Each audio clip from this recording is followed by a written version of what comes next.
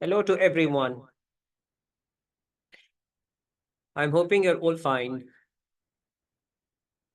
And like always, ready to take a course of today. I welcome you all to the second leg of revision course. We already have had one leg of this revision course on the full day of Saturday. And here we are into the second leg of this revision course, which will last for 3.5 hours, which will be like a usual session to all of us because our normal course even runs for 3 hours, so that's going to be a same like a feeling. We've done a lot on Saturday. Not many areas were looked upon. Consolidation, we have heavily invested time on. Statement of cash flow. And in the later part of the day, we did start with financial reporting standards and already have covered two reporting standards, IAS 16, on which we have worked two questions, the flight line, which was focusing more on the treatment of depreciation and the treatment of the revenue and capital costs. The question delta was also done from I-16, which was focusing on revaluation gain on one item and revaluation loss on another one, the accounting and the transfer of excess depreciation from the revaluation reserve to retained earnings. After finishing the revision of I-16, we did get the chance to complete the revision of another topic, borrowing cost, IAS 23. The question Apex has covered everything in. This way, we will continue to spend time on reporting standards by going to take the respective questions on and to take a start of the second leg of the revision course. We are going to take the discussion on the impairment of assets on the first. For that reason, let's get into the question named telepath.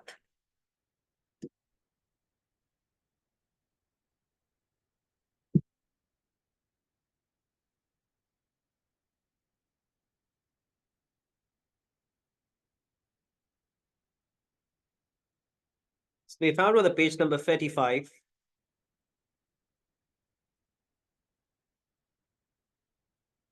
And it's the best question that I could bring it into a revision course to touch every bit of it from the impairment of assets.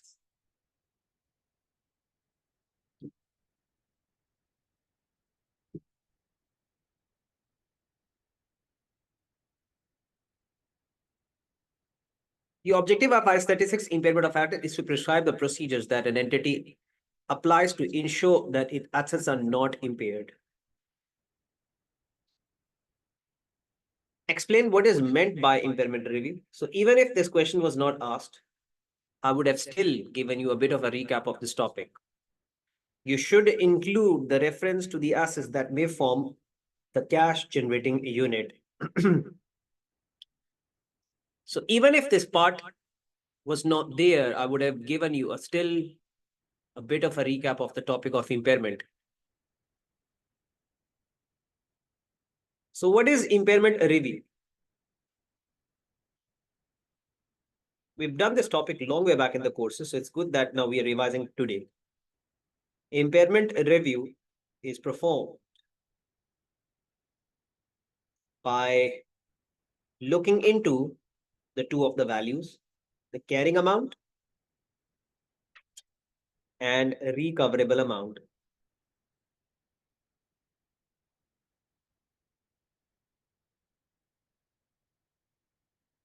And we see by how far the carrying amount exceeds over to a recoverable amount. That access is called as impairment loss. Carrying amount has always been the same thing, takes the cost less accumulated depreciation, takes the cost less accumulated depreciation. Or if the intangible assets are involved, then we take the cost less amortization. On the recoverable amount, there are two possible ways the business can expect to recover the value of an asset by having a use, which is called as value in use, and by a sale, which is called as fair value less cost to sell. Fair value less cost to sell. Fair value less cost to sell. We take the higher of two things. Fair value less cost to sell and value in use.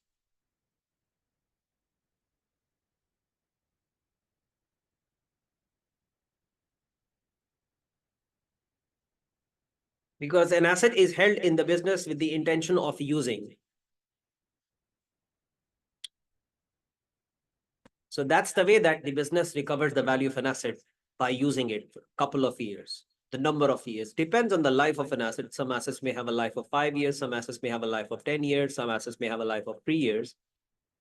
So business expects to recover the value of an asset by having a use of it. But option to sell does exist always. That you can throw away your asset today, instantly recover all the value in shape of proceeds, which we don't do, but that option does exist.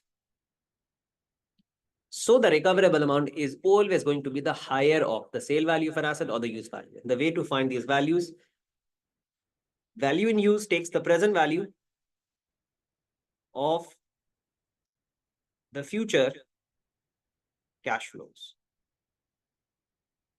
Present value of the future cash flows. Net cash flows, not just the cash flows. Net means offsetting the inflows with outflows. And these cash flows will also includes scrap value.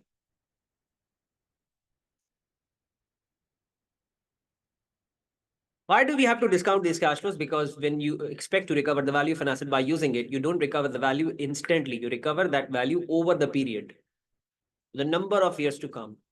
So any cash flow that you expect to recover at the end of first year, second year, third year, fourth year, all of these cash flows are future cash flows. And to find the present value of such, discounting is required. And in the end, after even using, when you would go to scrap it, scrap value is going to be another cash flow. So we will discount the cash flows to understand this. We have done that back into regular courses, but by taking this question, I will also be able to apply this calculation stuff in this coming question. Well, fair value less cost to sell, as the name suggests, fair value means it's going to take proceeds of the disposal. At what proceeds would I be able to sell it if today I go to achieve the transaction of sale? And what sort of cost would I be incurring in terms of that cost could include examples like most prominent examples. I'm going to make a list of that. These examples would include the agent fee. You have appointed an agent who has to help you out in selling. Commission being paid to agent. Advertisement is a genuine selling expense. Advertisement is a genuine selling expense. Then comes the discounts. Will also involve delivery cost. So all of these examples being written are such that will be incurred as a result of achieving the transaction of sales. Else these costs would not incur. And we will be applying all of this revision thing in that question coming forward, part B. So that is the impairment rate. Objective is that you should not be recording an asset at a value more than to what you're expecting to recover from. This $70 is a true value of an asset. And you're carrying it at a value more than to it, artificial. So we will have to bring this value down to its recoverable amount.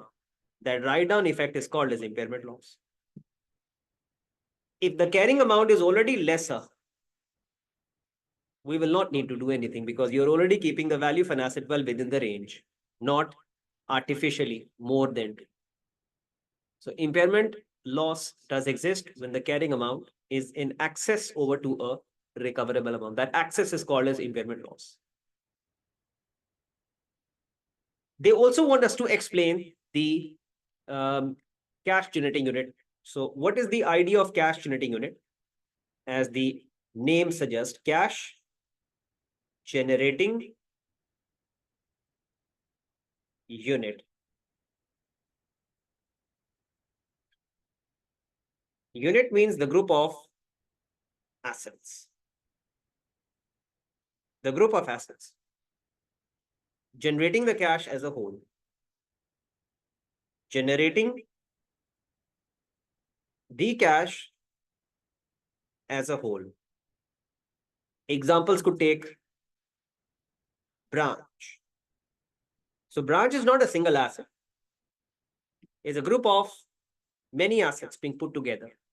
Taking an example of any branch of any business, such as banks, they have lots of branches. Each branch of that bank is not a single asset. That branch does have a lot of things into it. First of all, the premises of that branch, the fixtures, furnishings, computer equipments, and all those other stuff. They put together in a one unit. That unit is called as a branch. So that branch is generating the cash for that business as a whole. It can include the campuses of the universities. It can include the subsidiaries of the parent. The one parent can have lots of subsidiaries in the group. So each of the subsidiary will be called to be as a cash generating unit for that group. So even if I have to explain this by making a bit of a demonstration, a picture. So I will make two pictures. Let me make the both of them. So these are two of the units. Randomly, one of the unit I have been able to write a little bigger one, and the other one a little smaller one in the size. This one is the branch one, and this one is the branch number 2. Not all the branches are of the same size. Depends upon the location, demand. The branch is in the city center, or the branch is in some countryside. Depends upon the location. Not all the branches are of the same size. So the same way I've been able to make an assumption, the branch one to be the bigger one, and this slightly to be a smaller one. Both of these branches can be called to be as the units of the business. Unit number 1, unit number 2. But that one branch is not a single asset, rather a group of hundreds of assets being put together in. And we are calling it as a cash generating unit, as this one branch generates the cash for the business. This branch will have inflows, this branch will have outflows. Same like this branch will have inflows, this branch will have outflows. And they're generating the cash for their business. So we are calling them to be as cash generating unit. And there is no connection independently. Each branch has got its own list of customers, clients.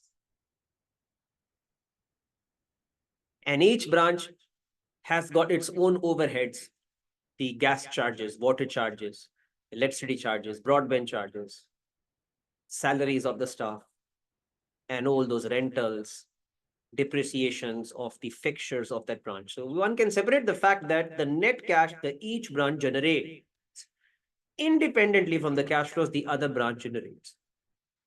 So this in this way is said to be as cash generating unit number 1 and cash generating in number 2. This branch has got its own book value. Suppose the book value of this branch is 1,000. This will have slightly lesser. And this branch has got its own recoverable amount. I can assume that recoverable amount to be as 900. This branch has got its own recoverable amount, 630. and I will go to test them for the purpose of impairment. I can write it also this down below.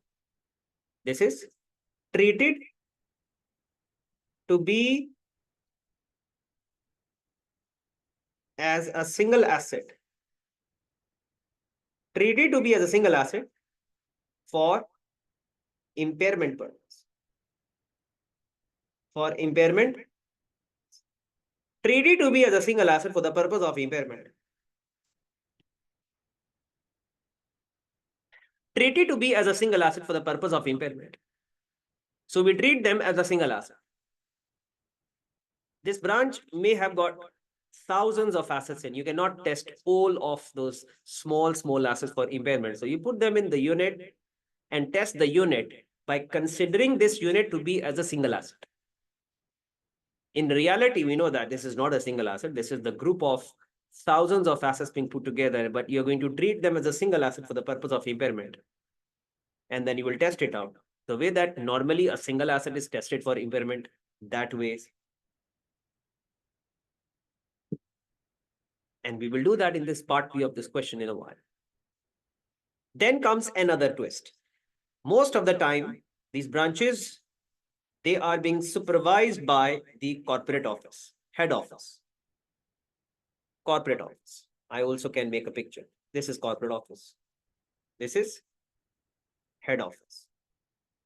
Head office is not intended to attract the clients. Head office is the place where the directors, the higher executives, they sit, they meet, they decide, they implement. In simple word, this is the place where the higher executive, they sit and they oversee all of the affairs of the units, like a supervisor. You see, supervisor is one. The lot of employees under that one supervisor, or you can say the project manager. The project manager is one, but the team of personnel down below. So it's like a project manager who will have to supervise what's happening at each of the branch level, each of the units level. This does not generate the cash, rather supervises those two units generating the cash. So the role of the head office is to supervise, is to oversee the units generating the cash, not itself generates the cash. It can be some of those head offices, they are also being used for client dealing, but not commonly a practice. Head office is the place where usually the executives, they come and meet. Only the staff members, they come and visit. Those, they are supposed to visit the head offices for their roles and for their responsibilities. But not usually the place where the customers, they go in and they go and open their accounts. They do everyday transactions therein. Not usually the place. So these two branches are being supervised by the head office. So suppose if this head office is having a carrying amount of 500, this carrying amount must be allocated, must be shared in between the two of those units generating the cash. Not equally. We will give more portion of this to the branch number one, who is a bigger branch, and lesser portion of 500 to branch to which the smaller branch. And the way to do that is called as pro rata or weighted average. For this reason, we will have to find the total weight of the two of those branches. The total weight is 1600. So I will have to put this 1600 into denominator. Total weight in the denominator. This is 1000, this is 600. And respective carrying amount in numerator. This is respective carrying amount in numerator. And multiply it by 500 that we are trying to allocate. This way, the part of the 500 will be allocated So if I have to find exact figure of it, it's gonna be 1000 divided by 1600 multiplied by 500. The figure becomes 313. The 313 will be distributed. So once this thing has been done and the updated carrying amount has been found, then we will go to match it up with its recoverable amount to find the loss of impairment does not exist. And the remaining figure will be given to the, so if 313 out of 500 we have given to this side will take 187. Yeah.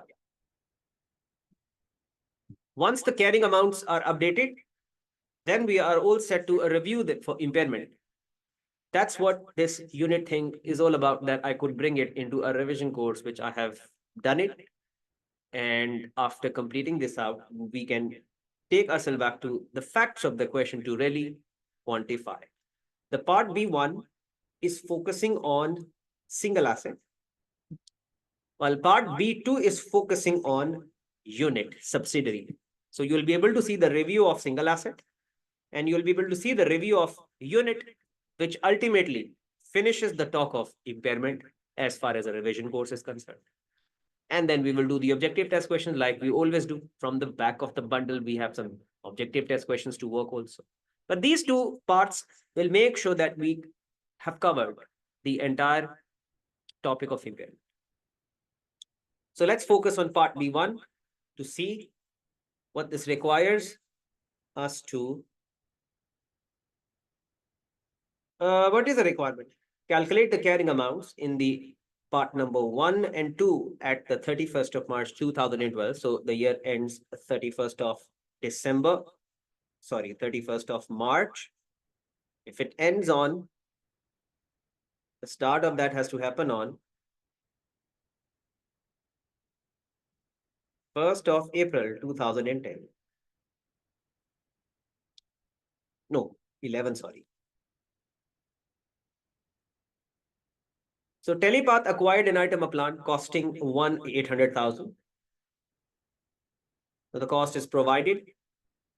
That day was the day it was being acquired in the past. This is used to produce pharmaceutical pills. The plant had an estimated scrap value of 500,000, 50,000. So the cost is given, the life is given, the scrap value is given, the life is 5 years. Neither of which has changed. So Telepath uses the straight line method of depreciation. So we easily can work the carrying amount, not a big deal. On 31st of March 2012, Telepath was informed by a major customer who buys the products by the parent plant. Major customer means your business is heavily relying upon. Major customer is informing you. What that customer has to say to you? No longer placing an order or placing orders. It means you are going to lose quite a bit of a sale, since that particular party is a major client of yours, major customer of yours. And if that customer is no longer be placing the orders, your sale might expect to drop, which means the plant that you are using it right now to produce the pharmaceutical pills might not be able to recover the same value which they thought that they would be recovering, since the plant will have to be used less now, because the plant does not have to produce lots of pills as the demand is going to fall. You see the whole connection. So all of these things will give the business a clue, a hint that their plant might have been impaired. So they should go to check. Even before this information was known, the Telepath has been having a difficulty finding the work for this plant. There you go.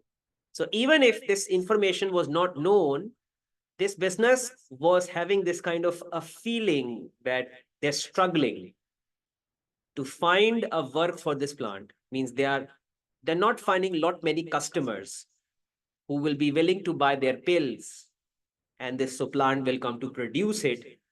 And now if the major customer is also going to is also not going to place many orders in the future. You can seriously put a dent to your sale, to your turnover, the future turnover. It now estimates that the net inflows earned from the plant for the next 3 years will be. So these are all of those future cash flows. This is what they expect that in the next 3 years they will earn 220,000 at the end of 13th year, 180,000 at the end of 14th year, and 170,000 at the end of the year 15.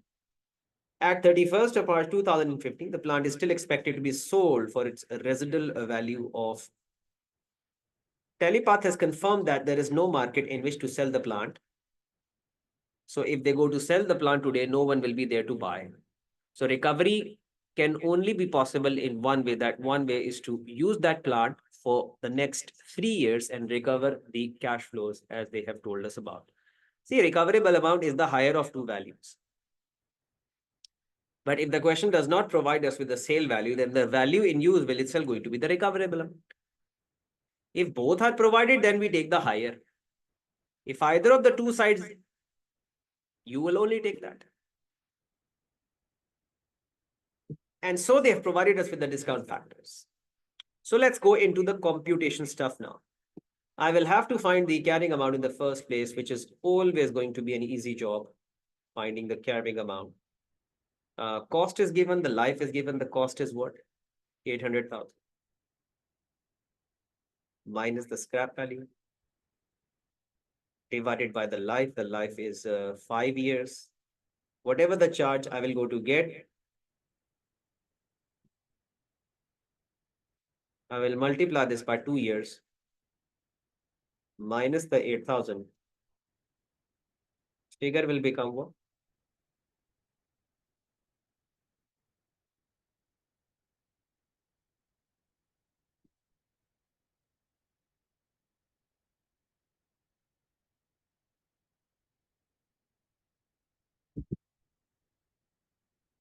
The number of years being passed are two of them. So we will use 800,000 minus 50,000 divided by 5.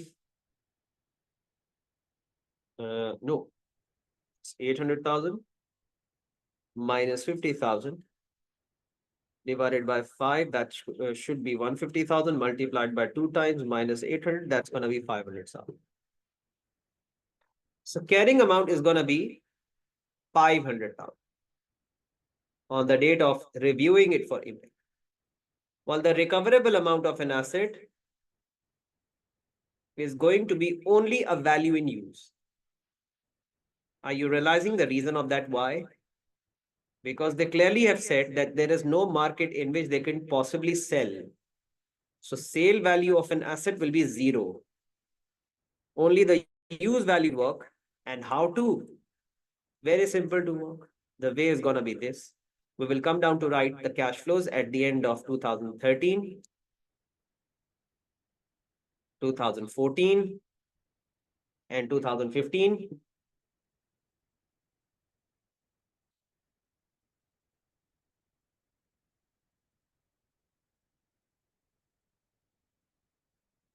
The cash flows are given, discount factors are given. Simply have to find the present value into that last column. Just need to copy and paste those cash flows. 220,000 for the first year, 180,000 for the next year. The last year will have 170,000. But not to forget, as I was explaining, that when you are going to discount those cash flows, you also have to think of taking the scrap value. Scrap value is given to us. That value is 50,000. Scrap value of an asset is the ending value of an asset. So I will go to top this up into the most last cash flow this way. Discount factors are given 0.91, 0.83, and 0.75.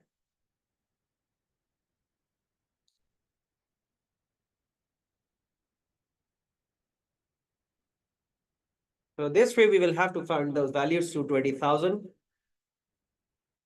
220,000 multiplied by 0.91. The figure is 20200. 180,000 0.83, the figure is 1,494,000. And then we have 220,000. This is 165 now. So figure in total will turn out to be 1,494,000 plus 200,200. The figure is 514,600.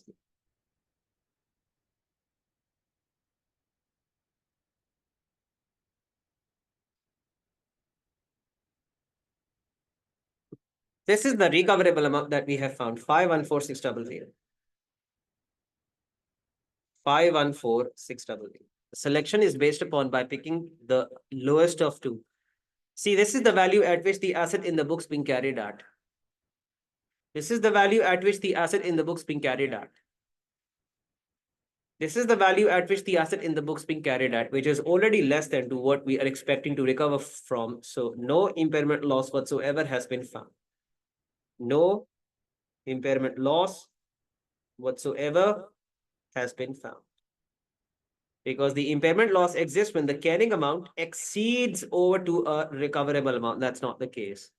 The objective is that you should not be carrying your asset at a value more than to what you're expecting to recover from. So you already are keeping it well within the range. That means it's perfectly fine. Let's take ourselves down to the part B2, which is going to bring in the effect of cash generating unit.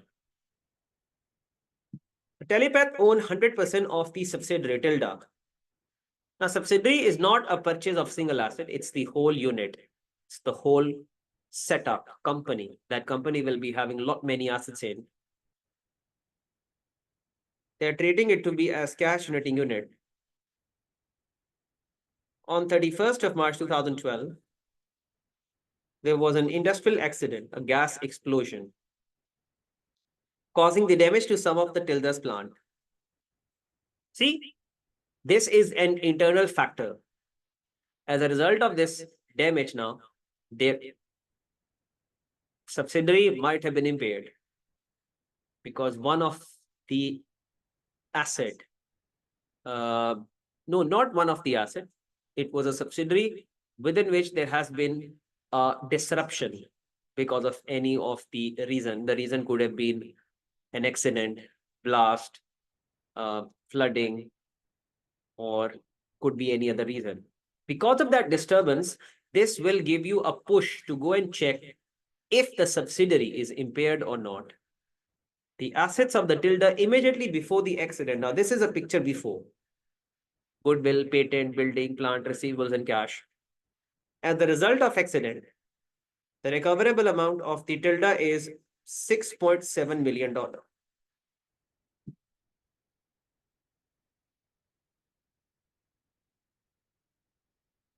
The explosion destroyed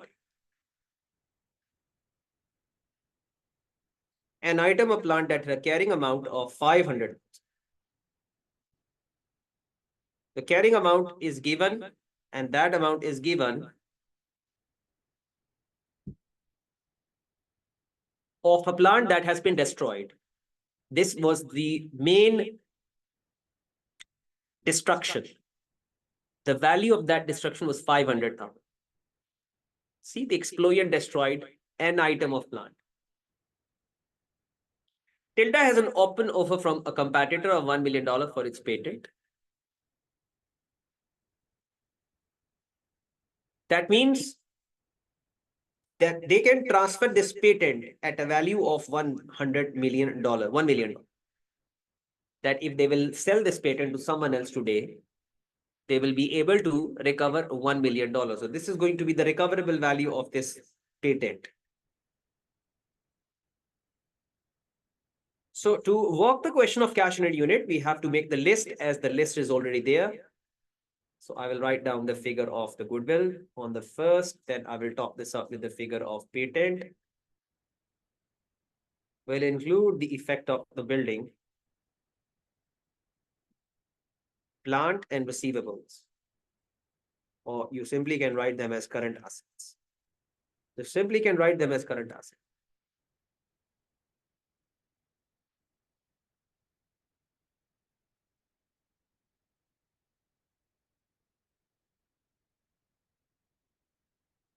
1800,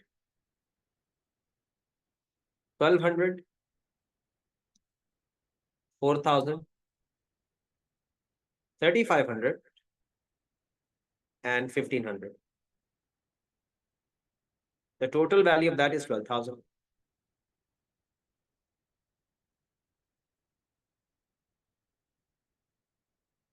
The impairment loss, they say that this value has to drop down to 6.7. This has to drop down to 6.7.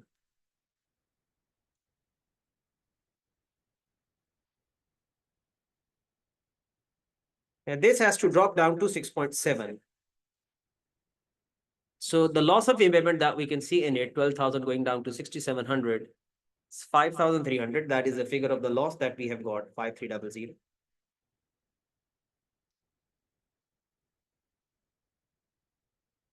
This is the figure that we have got.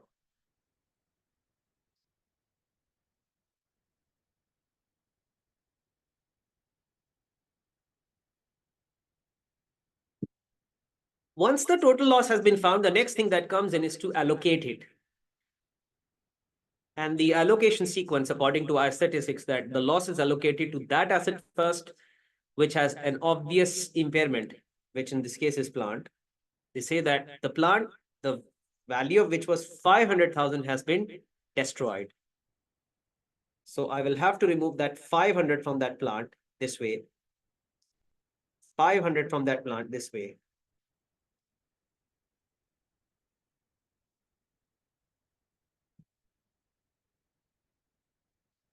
Then the patent, if I will transfer to someone today, I'll be able to recover $1 from. So I will have to take this patent down to 1,000. By how far it has been carried more than 2, I will impair it by, this is obvious impairment, because this is going to be the value I should be keeping it at. And if that has been kept for 1,200, 200 more, then I will have to bring that effect down. That effect is called as impairment. Okay. Then the goodwill will take on the next, on a full extent basis. Full extent. Current assets won't take the loss of impairment. And in the last, we will go and give the loss to the remaining assets on pro rata basis. So we have taken obvious impairment first. This is obvious impairment. This is goodwill on the next on full extent. And then comes the remaining. In the remaining, we have building and remaining plant. So what has been the value of remaining plant? The value of the remaining plant is 3,000.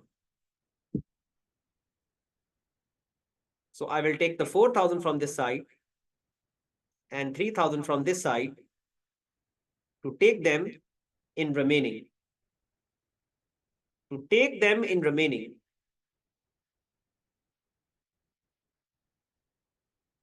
Check this out. What is the total weight of the remaining? 7,000. 4,000 and 3,000. The figure is 7,000. I will put this in denominator. I will put this in denominator. Respective carrying amount in numerator. I'm trying to allocate this thing to building. And what is the remaining loss of impairment? Remaining loss. Out of 5,300, we have allocated 500 plus 200 plus 1,800. So what we have allocated is 2,000, 2,500. So minus 2,500 from 53, the remaining is going to be 2,800. This is the remaining loss that we are not needing to allocate. Remaining loss, 2,800. Is it 2,800? You can check this with me. This is 2,000 plus 500. 2,500 has been allocated out of 5,300. Yeah, so it's going to be 2,800. This much will go to building. And the remaining, I will go and give it to plant. Let's go to find the figure of that one first.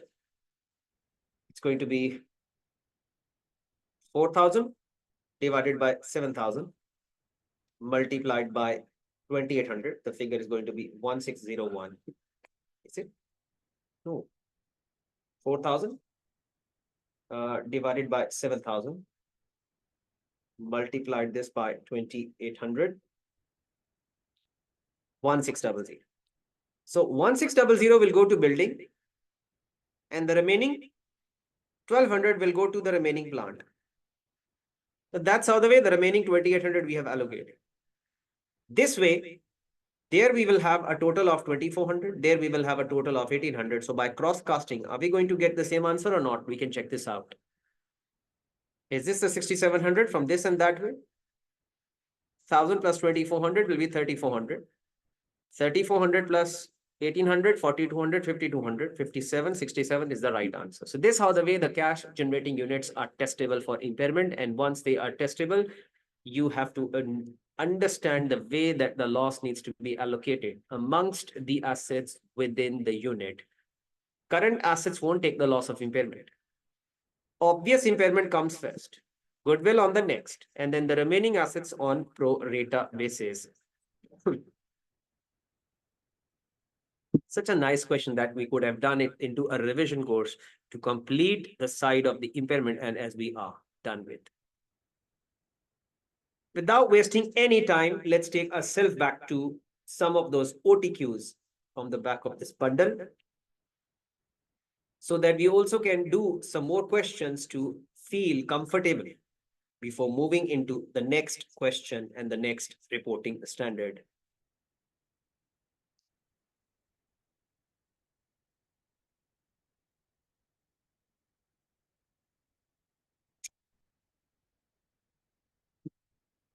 Okay, so objective test questions on impairment is found over here. Let's try to work some theoretical based questions first. Like with which one of the following are the internal indicators of impairment? Internal indicators. No, interest rate cannot be the case. Interest rate is market thing. Assets get assets. Sorry.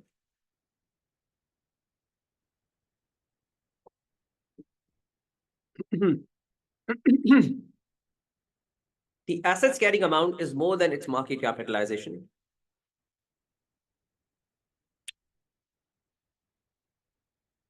Technological changes in the market entity operates. Evidence of physical damage to an asset. Now, physical damage to an asset is genuinely an option to select. Technological chain again is a market thing. This is market thing. So obviously the first three options we could have not selected. The last one we were supposed to select. And when we have looked into the last four one, we found this option to be the really right one out. Impairment losses are allocated to the assets within the unit. In which order? I just have done it in that question. We take obviously impaired asset first, then goodwill. In the last, we take pro rata rest of the assets, which definitely makes me to select the option number D, specifically impaired asset. Where is the goodwill? No, option D is not right. Option B is right. Specifically impaired asset, goodwill, and all the remaining assets on pro rata basis. According to IS 36, the smallest identifiable group of assets generating the cash, those are largely independent of cash flows from other assets of the group. So this looks to me the right definition. Smallest identifiable group of assets generating the cash, those are independent. Why not the option B is not right? Because of the word largest is not good. Why not the option C is right? Because this word is not good, dependent. See, each branch is independently generating the cash. Like each branch of a bank works independently. They lies on with the head office. They even lies on with each of, but they do not really rely on each other's work. Each branch has got its own list of clients and customers and lists of employees. Each branch has got its own overheads, rentals, tea, coffee expense, entertainment cost, overheads, rentals. So one can separate the fact that the net cash that each branch generates independently for the group. So there is no dependence.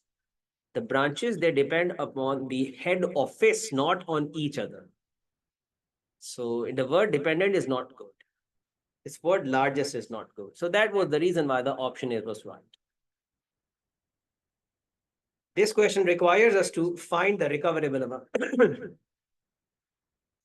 An item of plant which has a carrying amount of 30,000. Its estimated selling price is 28500, and associated selling costs are 1,000.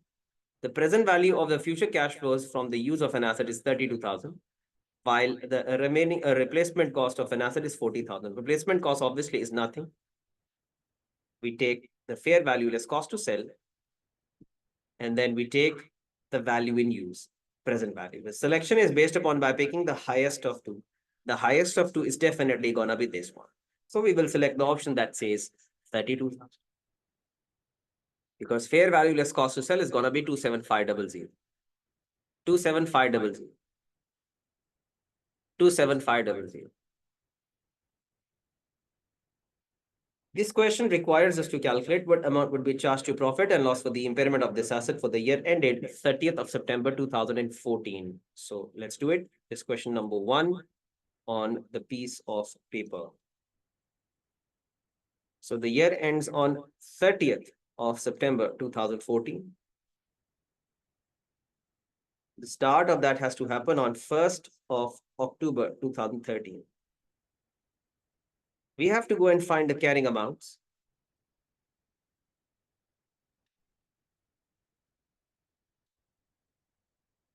And here the recoverable amount.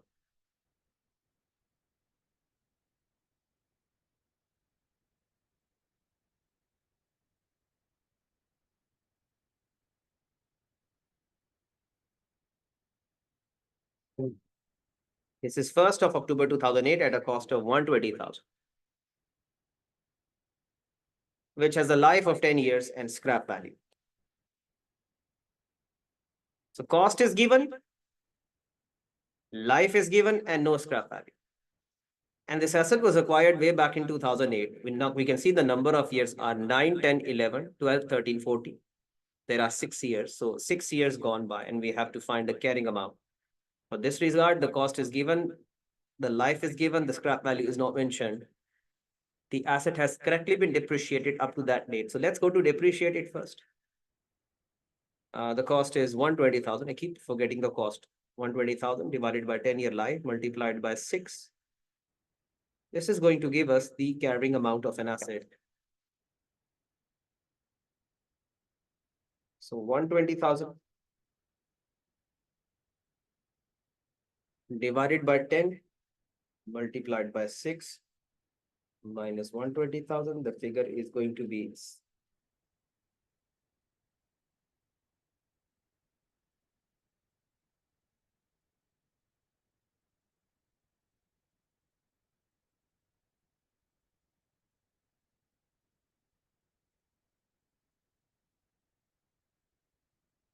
so this is going to be 48,000. 48,000. So this is going to be the assets carrying amount, standing it.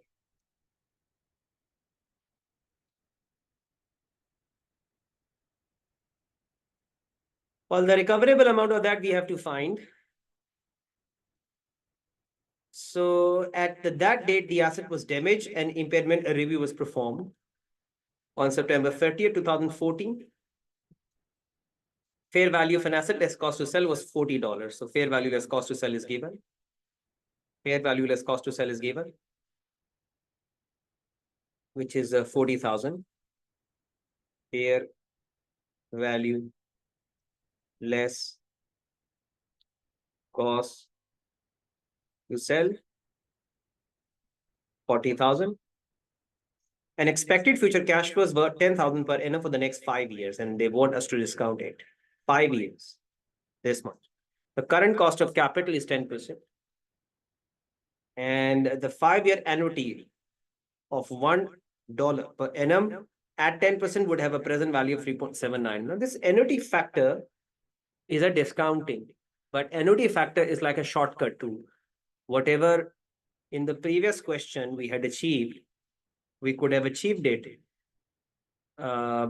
The same way for this question also means I will go to write down this figure for 5 times because there are 5 cash flows, and then I will go to discount them at 10%. This will take me a lot of time to do it, as I will write 10,500 5 times and will discount them to. I simply can multiply this with the annuity factor to get me an answer this way. An annuity factor is only to be used in a situation where the cash flows are constant, the same throughout, which could have not been the case in this because you could not apply the annuity factor in this question since the cash flows are varying from one year to next, differing from one year to next. Annuity factor is only to be used when the cash flows are same throughout and they are for the fixed number of years, let's say 5 years, 10 years. So there we will definitely use that factor to try and get that answer value in use. It's going to be 3.79 multiplied by 10500. So what we will get as a result of it will be the answer. So 10500 multiplied by 3.79. It's 39795. 3979. Selection is based upon by picking the highest of two, which definitely is going to be this one.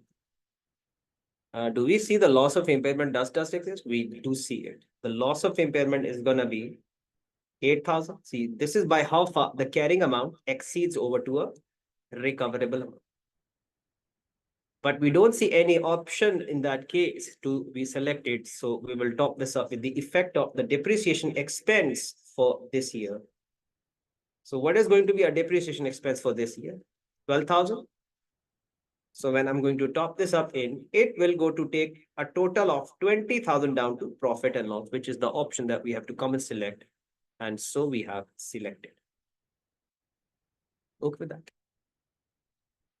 Question number 2 seems to me an easier one, as this question requires us to test two assets for impairment, asset A and asset B. The carrying amounts are provided, value in use is provided, with the fair value less cost to sell. And same is going to be the case with the asset B.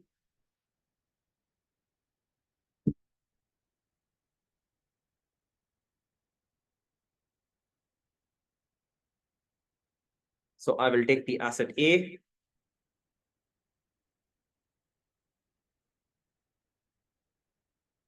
The carrying amount and the recoverable amount, while the recoverable amount is the higher of two things, the net selling price or value in use. So the carrying amount is 90,000. Net selling price is 75,000. Net selling price is 75,000, while value in the use is 65,000. Selection is based upon, I can do the same thing for asset B on the same page, and then collectively, we will be able to choose the option.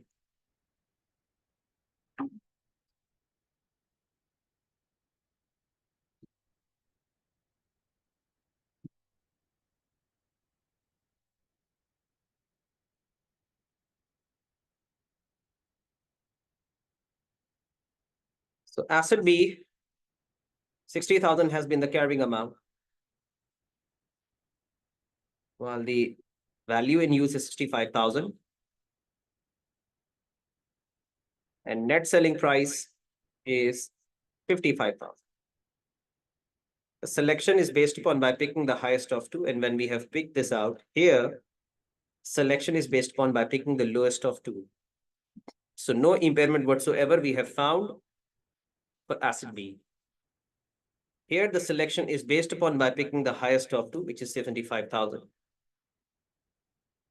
Here the selection is based upon by picking the lowest of two. So by how far the carrying amount exceeds over to a recoverable amount, the loss of impairment is found to be as 50,000, which is not the case for asset B. So we have to select the option that says the impairment for asset A and no impairment for asset B, which is going to be option D. Okay with that? That's the best we could do in the revision course from this topic of impairment. Now, after completing that out, let's take ourselves down to the next discussion will be on investment property. And we have a very good question being planned for, which again will come to sum up the entire topic of investment property in And that's going to be the question named Speculate on IAS 40.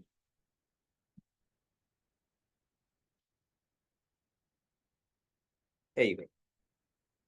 So before I get into that, let me go and give you a little bit of a quick recap of what this topic is all about. Investment property.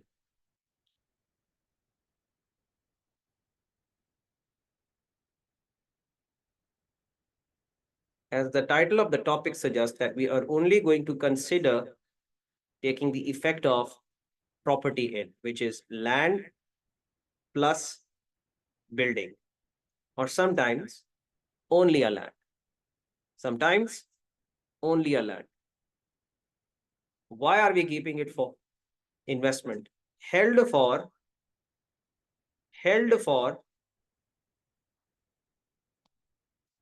rental earning, held for rental earning, held for rental earning, or capital appreciation. Now, rental earning thing is something that every one of you can digest. As you hold a property value and you are letting that out to someone else to get back rentals from, you're not going to use it by your own self. It's someone else who will use, and you will just get the rentals out of it. Anyone can understand. But what is capital appreciation? Capital appreciation, before I write it, I can explain it to you. Capital appreciation, not appreciating. Appreciation. Yeah. What is capital appreciation? Capital over here means investment. And you have invested into a plot of land for a longer period of time with the intention of getting the benefit out of increase in a market value of it over the life. That's what you're intending it for. You're not holding a land with the idea of selling it in a shorter run. You're not holding the land with the idea of using it for some agricultural reason. You're holding it with the intention of that after, say, 5 years or 10 years, the value will go up and you'll become more and more richer. Even you won't sell, but you know that this land worth the double of what you have invested in 5 years ago. That in case today you go to sell it, you will be able to get back the double value of it. So this is capital appreciation. And that's what uh, the real estate businesses, they do. They put a lot of money into the plots of the lands, because the general trend is that land appreciates with the passage of time. The value of the land is more today than it was about 10, 20 years ago. If you have been living in a house in whichever the place, the value of that place today is much more now to what it was when it was actually built or purchased 10, 20, 30 years ago. This is a general trend in the real estate.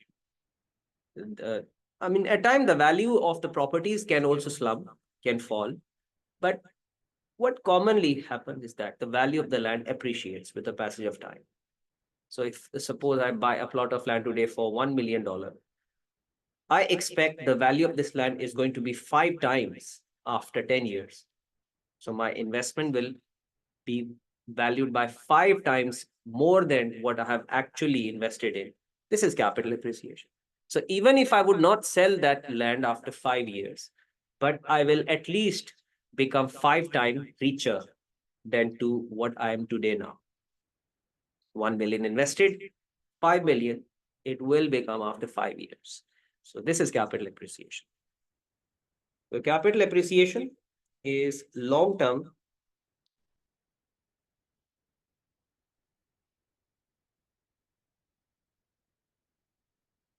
hold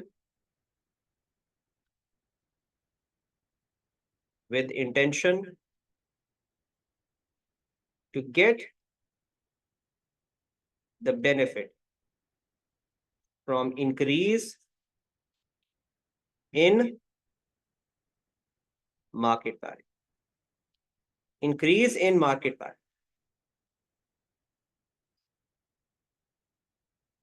Long-term hold with intention to get the benefit from increase in a market value. Well, this simply is letting it out. Let out to get back rentals. So how to measure it? Initially, subsequently. So if I have to measure the investment property, initially means on the date of acquiring. Subsequently means on the date of reporting. On the date of reporting, subsequently.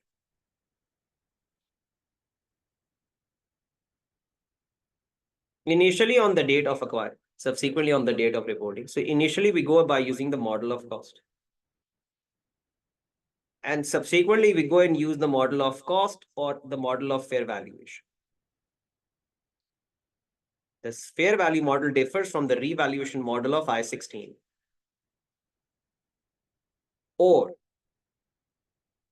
the contents of the cost model are cost less the depreciation less the impairment loss. These are the contents of cost model. While the contents of the fair value model, definitely it's a fair value model. So we will have to go by fair value at each year end. Fair valued at each year end. The resulting gains and losses will go to profit and loss. Gain or loss goes to profit and loss. And then we say no to depreciation.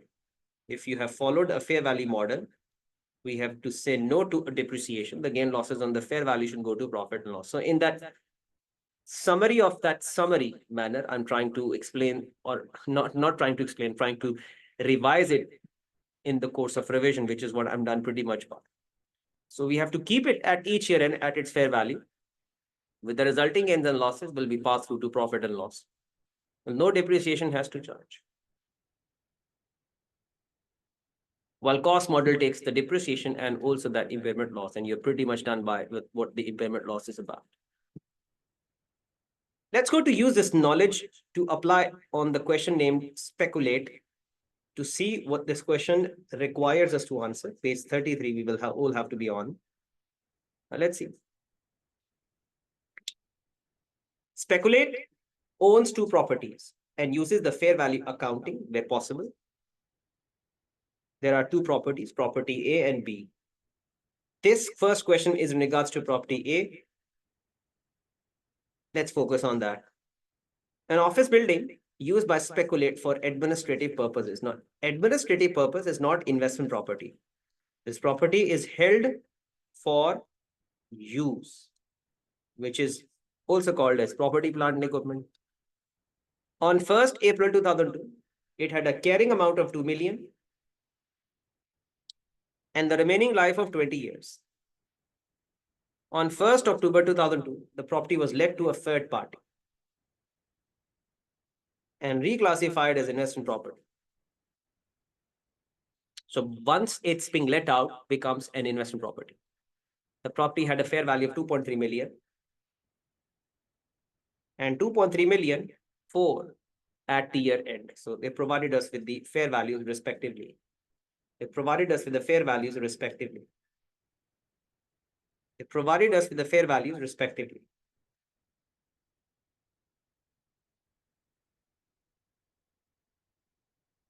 So we will have to understand this. This question is numbered as 226. So let's number it as the way it's being numbered, 226. So the year ends when, starts when? The year ends on 31st of March 2023. 13. The start of that has to happen definitely on the 1st of April 2012. 1st of April 2012.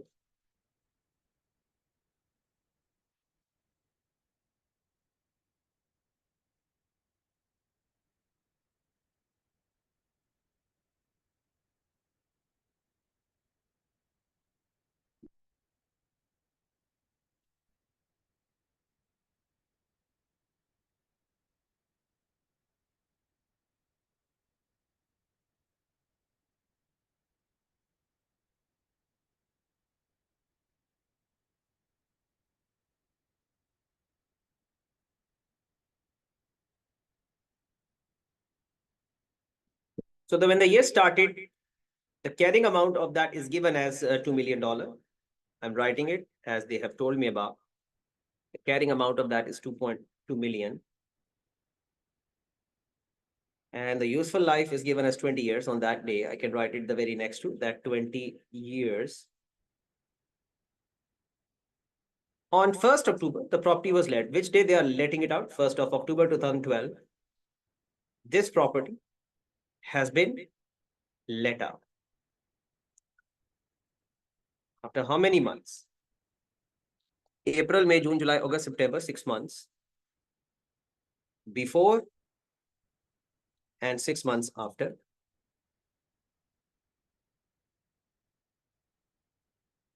The property had got the fair value of 2.3 million at 1st of October. They provided us with a fair value on 1st of October. I can write it. Whatever is given, just I'm writing it, 2.3 million. And then they are providing us with the fair value of it on the year end here. 2.34 million. See, in the first 6 months, the property must have been used for administrative purposes. So I will definitely will come to apply IAS 16 over. And here it's being rented out now. So I will apply IAS 40. First 6 months, IAS 16, the last 6 months, IAS 40. First 6 months, IAS 16, the last 6 months, IAS 40.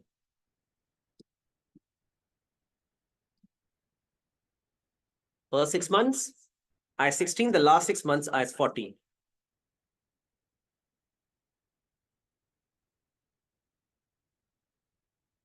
I will have to depreciate an asset for the first 6 months because we have been following the I-16. Under I-16, we have to depreciate. So what will be our depreciation for the first 6 months? If I have to work, I will have to use the life and the carrying amount. The carrying amount is $2 million. The life is 20. And then we will have to take that for 6 months. This is going to give us a charge of what? 2 million divided by 20 has to be and divided by 6 by 12. That's going to be 0.5. If I will convert, if I will find the answer in terms of million itself, 2 divided by 20, that's going to be 0.05. This is the figure of the depreciation, 0.05. This is the figure of depreciation, 0.05.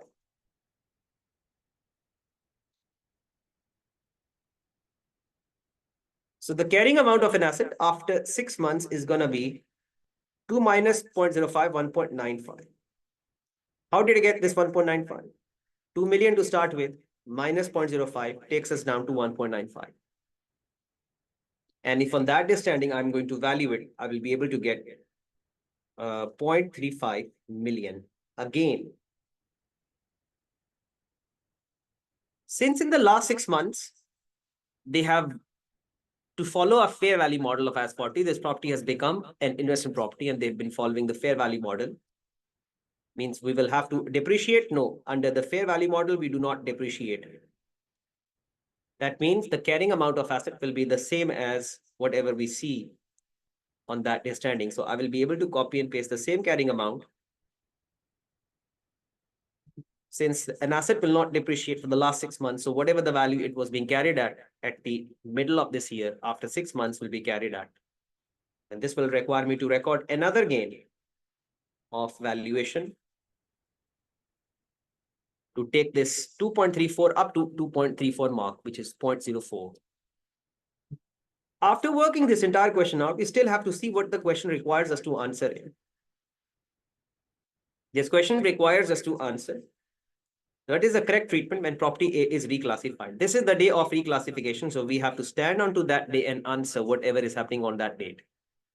This is the date of reclassification. The word reclassification means it was the property that they had been using it for some administrative purposes, which changed to investment properties as they have rented it out.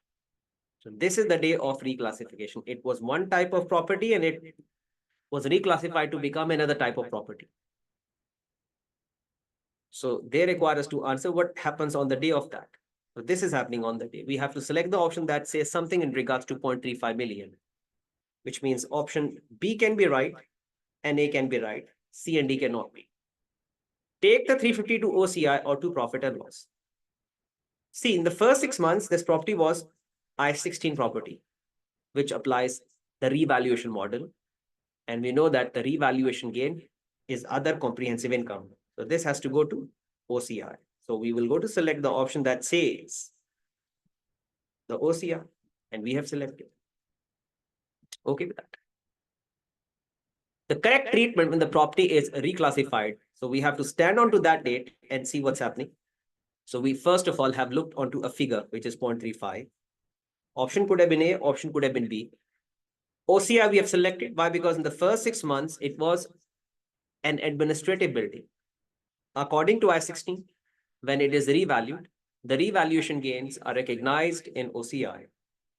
Now, when it has become an investment property, then the gain goes to profit and loss, which obviously they have not required us to answer, but still I can write it. This gain goes to profit and loss. This was another comprehensive. It's such a nice question that the same property halfway through follows the one standard and in the second half follows just another standard, but within which the computation of depreciation is all on the facts. Whatever they've provided, you have to make a nice use of it. 2 million the cost, the life, 6 months, 0.05 minus 2 equals to 1.95. Gain, no depreciation in the last 6 months because it has become an investment property and cannot be depreciated, but it follows a fair value model. So whatever the value it was being carried out, being copied, which requires me to value it one more time with the gain goes to profit and loss. But this is what they have required us to answer. So we had, see, if I had to only work this question, I would have stopped myself halfway through. But I'm completing this question for the sake of also revising that topic. Otherwise, I would have never done this work if I was doing this question for myself only. I had to stop myself on the date of reclassification. Next question. Which of the following models can speculate used to account for investment properties? We just have been explaining the cost model and the fair value. That means the option number B is going to be the right one. B is going to be the right. What is the total gain for investment properties to be included in speculates individual statement of profit and loss for the year ended 31st of March 23? Now, they want us to now find the figure of total gain. Total gain means I will have to collect the gain from property A and B also. And then we'll go and take that down to profit and loss. And we already have got the half of the job done. From A, we already have found that figure is this. Now we have to find that from property B. So this was property A. Let's go to find the property B now. So property B, I will still have to go and write it this way. The year start and end. The value at the start of the year, the value at the end of the year. So property B, we still have to read. Another office building being sublet to a subsidiary of Speculate. On 1st of April 2002, it had a fair value of 1.5 million. So to start the year, the fair value is 1.5 million, which is going to be the carrying amount, 1.5 million, which had risen to 1.65 by the time the year ended. The fair value of that is given as 1.65. 1.65 million. The carrying amount of that on that day is going to be the same, which requires me to fair value it with the gain on the fair valuation that we have found turns out to be 0.15. Is it 0.15? When the 0.15 will add into 0.04, this is going to give us the total gain of what? This also will go into profit and loss because property B is totally an investment property because it has been let out throughout the year. So the total gain is going to be 0.04 from property A plus 0.15 from property B. It's going to be 0.195. No, 0.15. It's going to be 0.019. 190,000. 0.019. 0.19. We'll go to select the option that writes this, which is option C. Okay with that. In consolidated financial statements of speculate, how would the property be accounted for? So they require us to answer property B to be accounted for in consolidated accounts. So to explain this question to all of you, first of all, this question was which one? 228. So let me write it 228 with that. And then we will take 229.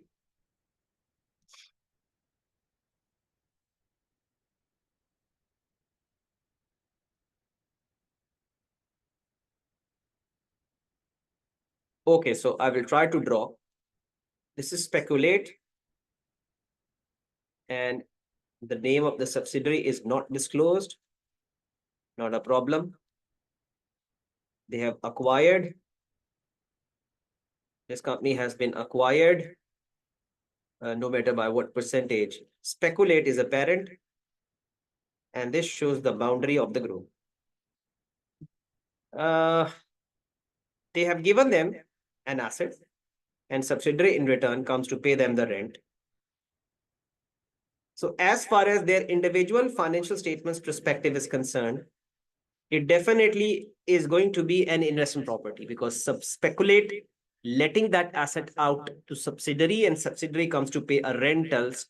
The financial statements of speculate definitely is going to be an investment property. The question requires us to answer with regards to group financial statements, that as far as the consolidated financial statements of speculate is concerned, how would the property be treated? So as far as the group perspective is concerned, the group used by a group member.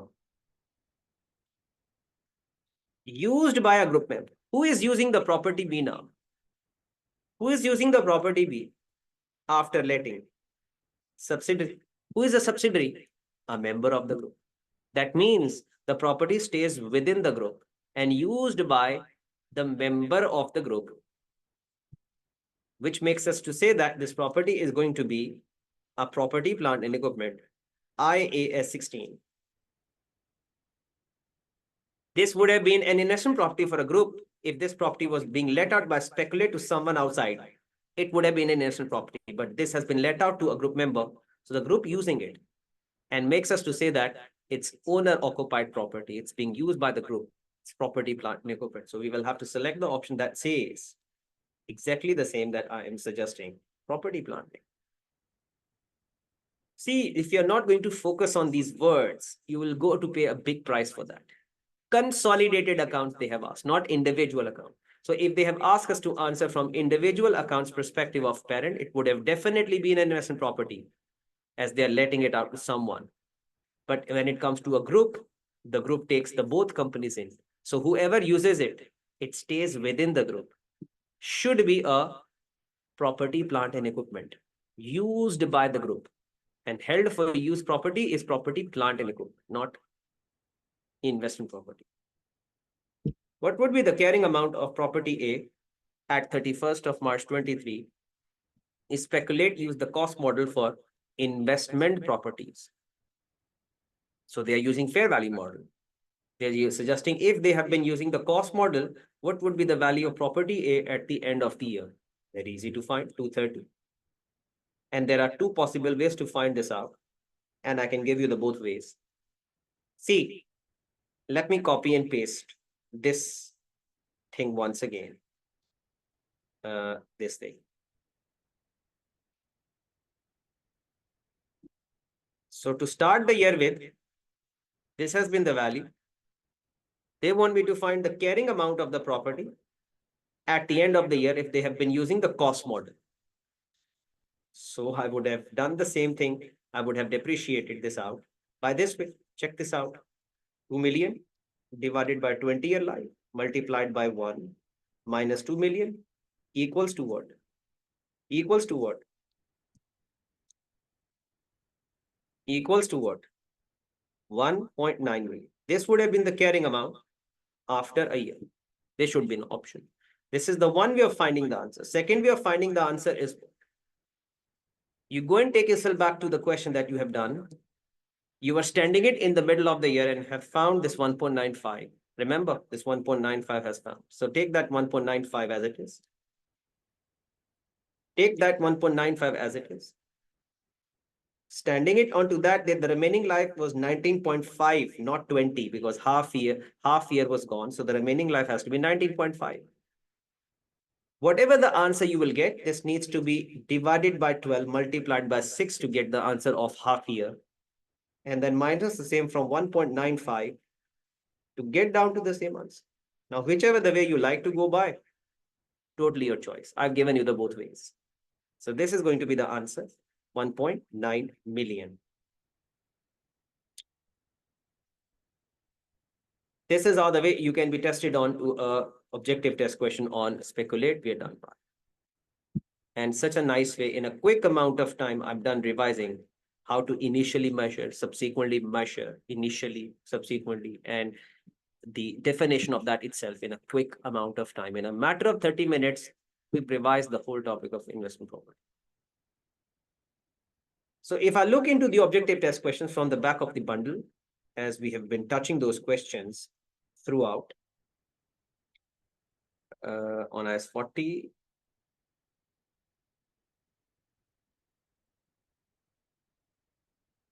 this question has got some issue into it, so we won't look into it.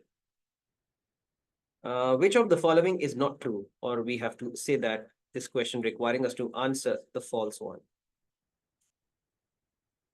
The following the initial recognition, investment properties can be held either at cost or fair value. Either at cost or fair value. Either at cost or fair value.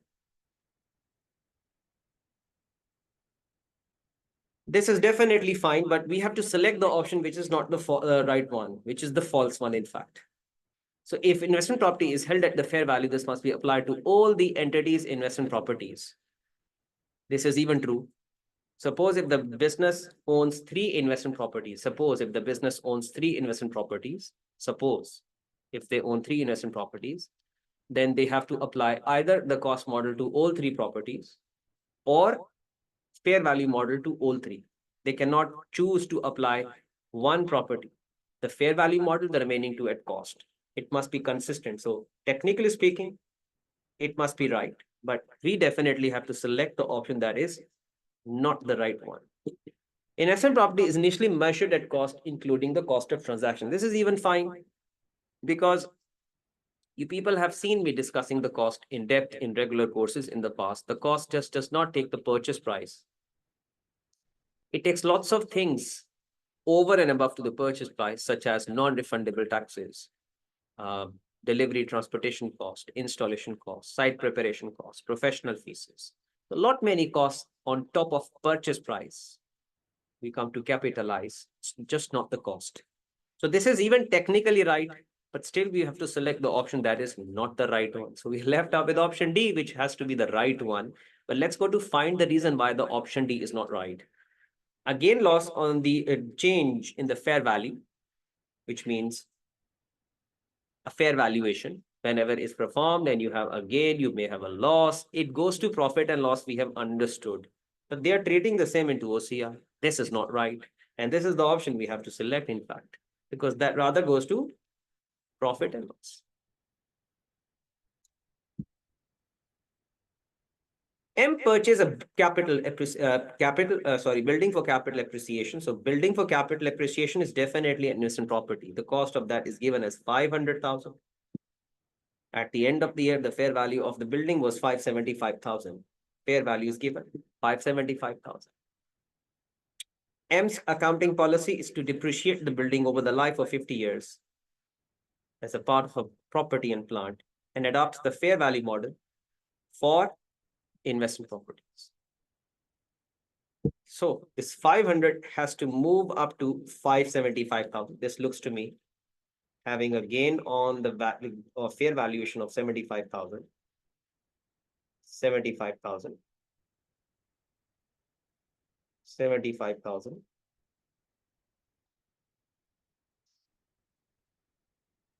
And this we know that has to go to profit and loss. Has to go to profit and loss.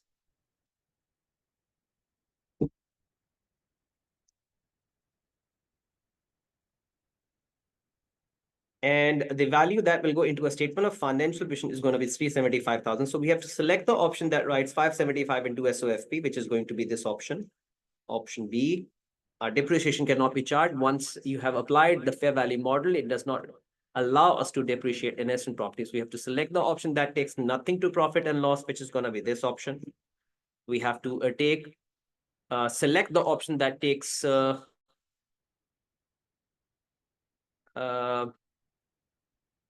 OCI. We cannot select the option D because they're taking the gain to OCI, which is not the case. That's going to be a profit loss thing. So the option where the gain has been taken to profit and loss is the option number C.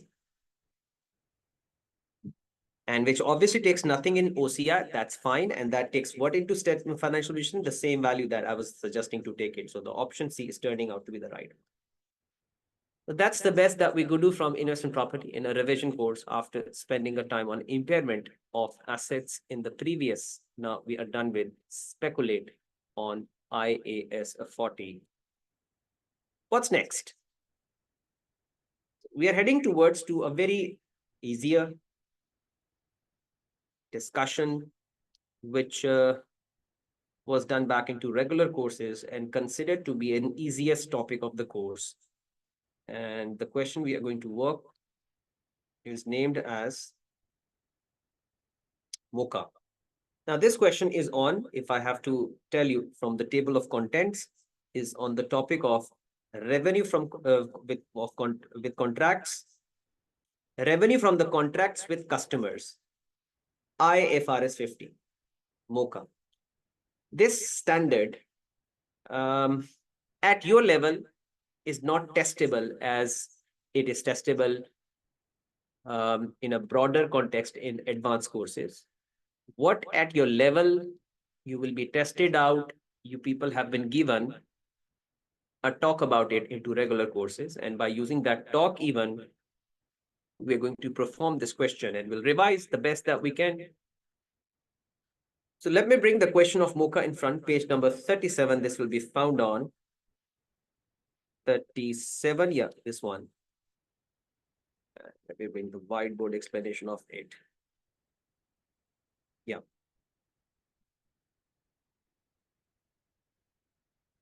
The basic theme of this this discussion is, the topic is that when a company enters into a contract which is to be completed or spread out over the life of number of years, then how should we go to account for a revenue in relation to that transaction? Suppose if you have been asked to construct a flyover for a national highway agency, the government body, they have given you a contract to construct a flyover or a metro or a bypass or underpass, anything if they have required you to construct.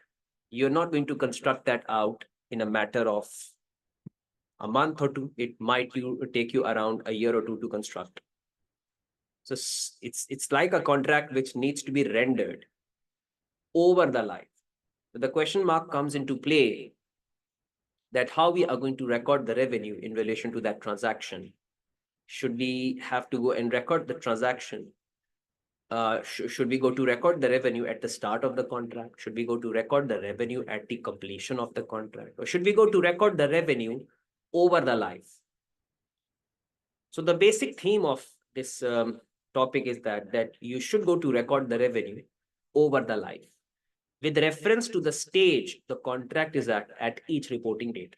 So you go to measure, you go to assess that by how far the contract is completed, let's say by 40%. So you will go to record 40% of the revenue, 40% of the cost, 40% of the profit. And to determine this 40%, we have got certain formulas to use, which is called a stage of completion. Input method, output method. Sometimes you go to physically examine by going on to the site and checking it by how far the contract is finished by. So it depends on. This is what this question will come to bring it in.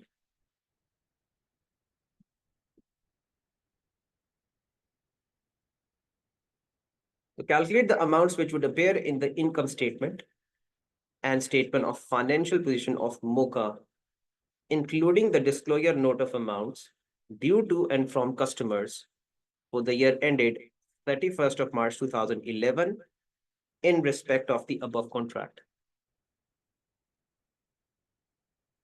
So the year of concern is 31st of March 2011.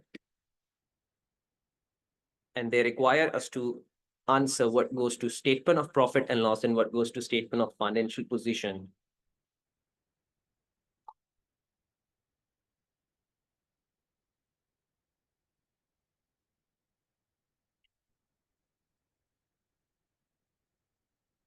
This topic is an ideal one that you can be tested at in objective test questions for 2 marks. The basic theme, I already have told you, the basic theme is that when you have been asked to construct any particular thing which might take you about a year or two to construct, then we should go to record the revenue of that contract over the life, not equally, depending it upon by how far the contract is finished based on the stage of completion. So for this reason, let's go to at least read the facts of the question. On 1st of October 2009, MOCA entered into a construction contract. Fine, which is going to take them about 27 months. Which is going to take them about 27 months. Now, 27 months is more than even 2 years. 2 years and 3 months.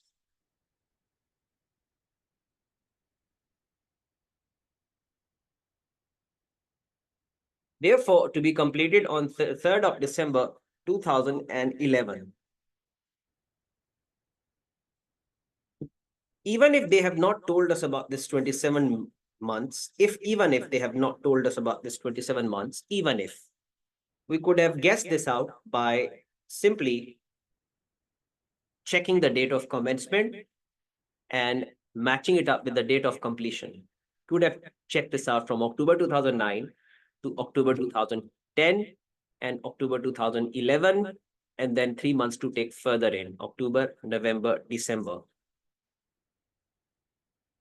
Agreed contract price is 12500. So they also have provided with contract price. And then they also have provided us with the estimated total cost of completion. But this excludes the cost of plant, which we have to consider also. Plant for the use on the contract was purchased on 1st of Jan 2010. 3 months into the contract, it was not required at the start at a cost of $8 million. So this is the cost of the plant that they are going to use it onto a contract, such as bulldozer, crane, heavy machinery. See, excavators, all of those plant and machinery that the builders, that the contractors they use, the cranes, bulldozers, excavators, road rollers. So that can be any of that plant out of the examples I have given to you. $8 million is the cost of the plant. So are they going to use this plant solely on this contract? Because sometime, most of the time, I mean, if you talk about an excavator, so excavator is a plant or machinery which they are going to use it not just onto that one particular project. There might have been some other projects going on. So they will be using that excavator on variety of projects. Or maybe in the first 1 year, it might have been used on the project A and then diverted to project B afterwards. So this is also what you have to see, that the plant that they are going to use it onto a contract is going to be solely to be used into that contract, or rather, and this is what they're going to tell us about on the next, that the plant has got the 4 years life. But after 2 years, the contract is complete. It will be transferred to another contract. So this confirms that out of 4 years, the first 2 years, the plant is going to be used onto this contract. And after that, it will be transferred to another one. So I will only go to consider taking the depreciation charge of this plant for 2 years out of 4 years. This plant cannot be fully depreciated over to this project. This plant will be depreciated over to this project by 2 years out of 4 years. And this is what they were telling us about. This excludes the cost of plant. So when I'm going to include the cost of plant, I will go to include the cost by taking the 8,000. No, I will divide this by a life of 4 and multiply this by 2 to include that much cost only in. Got it right? Yeah, if this plant was fully to be used on this project, I would have added the whole 8 million. I would have added the whole $8 million. But half life of this plant to be used onto this project. So I will go to take even the half of $8, which is going to be $4 million. So it can vary from case to case. You just have to read the facts nicely. Annual depreciation is calculated using the straight line method and charged to the contract on monthly basis. The correct amount reported, the correctly reported income statement results from the contract for the year ended 31st of March 2010 were as follows. They've provided us with the facts and figures of the last year, with the revenue being recognized, contract expenses being recognized, and profit being recognized. They've provided us with the facts and figures of the previous year, because the relevant year of ours is 31st of March 2011. So they've provided us with the figures, or they provided us with the financials of previous 1 year. The details of the progress of the contract at 31st of March 2011 are as follows. Now they have provided us with the details for our current year. Cost being incurred to date, excluding the depreciation. Agreed value of work completed and billed to date. And then out of what they have billed, this is what they have received it from their customers. This is what they have received it from their customers. 7725. The percentage of completion is calculated. The agreed value of work completed as a percentage of agreed contract price. As a percentage of agreed contract price. So we will be able to find that percentage also in a while. In the very first place, in a question of this kind, you have to come and determine if this really is a profit-making contract or a loss-making contract. This is the first thing we have to determine. Is it a profit-making contract or a loss-making contract? Is it a profit-making contract or a loss-making? For this reason, we will have to write the total contract revenue, which in this case is 12500. Contract price is 2 million. Sorry, 12500. And estimated cost to date is 5,000, 5,500, 5,500.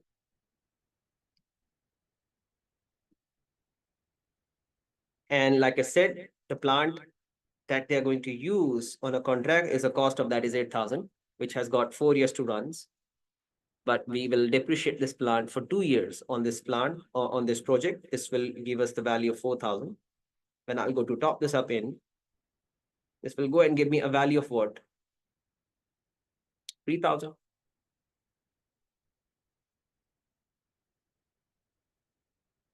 The profit making contract. Yes, it is. Now, if it is a profit making contract, this will require me to now find that stage the contract is at one after the other. Stage the contract is at. They want me to calculate that stage of completion by using the value of the work completed, which in this case is 8125, with the total contract price, which is 12500. So I will take 8125 in the numerator, 8125 in the numerator, and the price in the denominator, 12500. This will give us that percentage of completion. 8125 divided by 12500. It's going to be 65. So this is the stage the contract is at this reporting date, 65%.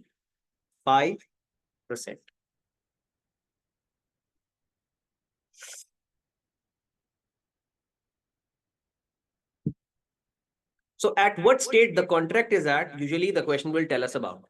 And you just have to follow the instructions. They wanted me to find this out by using that value of work completed as a percentage of contract price. So this is the value of work completed. This is the total contract price. This is going to give us an answer of what? 65%.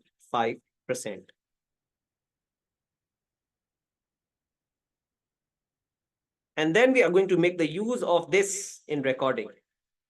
Like I will start off with statement of profit and loss comes first. Statement of profit and loss. Statement of profit and loss will require me to record a revenue. Then I will record the cost. And here I will go to record the profit. It's very easy to record these things because we've been provided with total revenue.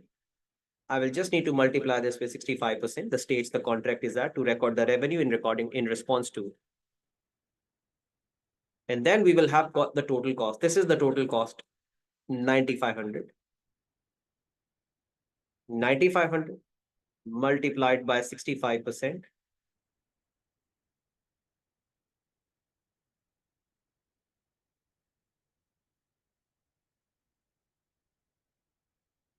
So multiplied by cost, the figure is going to be 6175. 6175.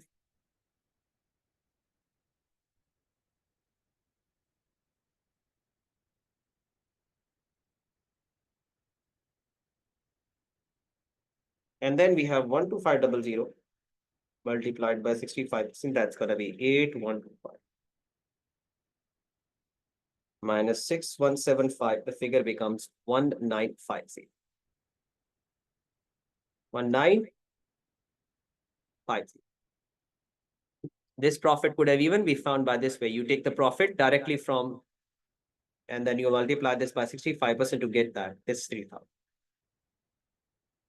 After we are done with working the statement of profit loss extract, see, we've recorded the cost, we have recorded the revenue and profit, all based on to that percentage of emission. This is what we have to do it in. And then comes the extracts of statement of financial position.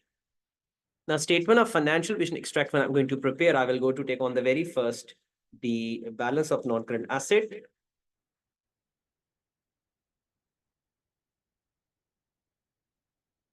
The balance of non-current asset.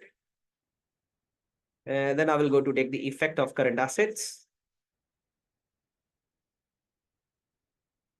Within the non-current asset, I will go to record the property, plant, and equipment. I will go to take the figure of property, plant, and equipment.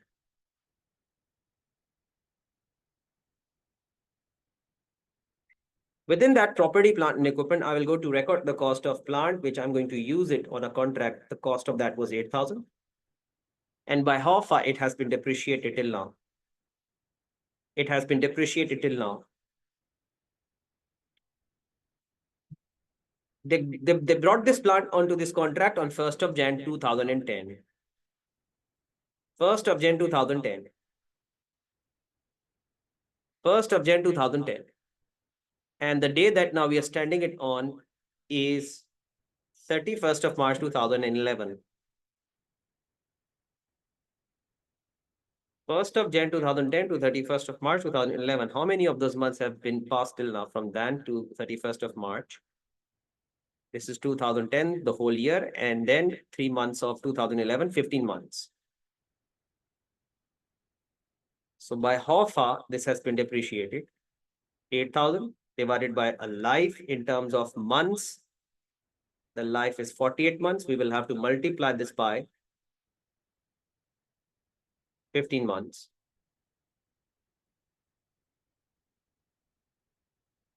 8,000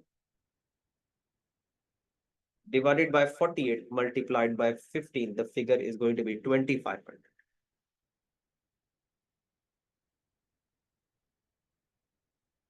Takes the total down to where? 5,500. 8,000 minus 2,000 is 6,000 minus 500. This is 5,500. So this is the carrying amount at which the plant in the books will be carried at. Two things we have to find under the banner of current asset. The first thing will be the figure of contract asset. And second thing will be the figure of contract receivables. Contract receivable. Just the way we have trade receivable, this is going to be the receivables of contract, and both will require to have workings. Both will require to have workings. How to find the figure of contract asset? See the working. We will start with the cost incurred to date. Cost incurred to date. Then we will top this up with profits recognized to date. And then we have amount invoiced or progress billings.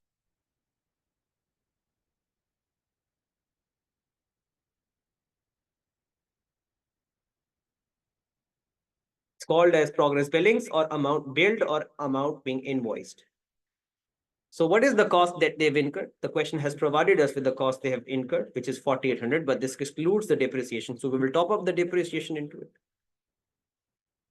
We will top up the depreciation into it. Same amount of depreciation that I was recording it, I'll be able to top this up here, 2,500. This is 4,800 plus 2,500, 40, 5,300, 63, 7,300. This is the cost that they have incurred, 6,300.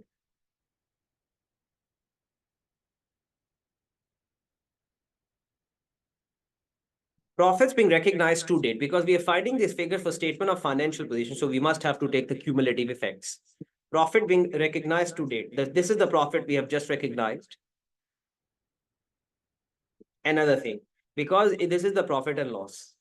So profit and loss records the effects of that year only. So in order to find the effects of that year only, we will have to subtract the figures of the last year that being recognized. So I will go to remove 3,500. The revenue being recognized the last year, 2,600 or 2,600. And from that, 840. This will go to record the figures of the profits and revenues of this year only, because profit and loss is prepared for a particular period. And so to this period, the figures are going to be the figures of this period. Because the stage of completion that we have found is to date. So 12500, the 65% of it, minus 3,500, the figure will become 4,625. This way, it's 9,500, the 65% of it, minus 2,660, it's going to be 3,515. So 3,000.65 minus 84. The figure is going to be 1,110. So this is the profit that we have recognized for the year, and this is the profit we have recognized in the last year. So the to date profit is going to be 1,110 plus 840. 1110 plus 840. Figure will become 1950. So what are we doing over here? See, normally, how do you set up a price? Cost plus profit equals to sale price. So this is what we are doing. This is the cost we have incurred up till now. And this is the profit we have topped this up in. So this will give us the price of the contract up till now, which is going to be 6,300 plus 1950, 8250. Out of which they have been able to bill 8125. So what they have billed is in fact a balance of receivable, because this is what they have been able to demand for payment. So demand for payment is called as invoice 8125. So I will go to prepare a receivables account with the amount that they have billed. This is what we call it as contract receivable. The figure of that one is 8125. Now out of which what they have received is 7725. So bank takes the debit of that receipt, receivables account takes the credit. So the closing balance of receivables is going to be 7725, 8125, 8125 minus 7725. The figure becomes 400. 8125, 7725. The figure becomes 69.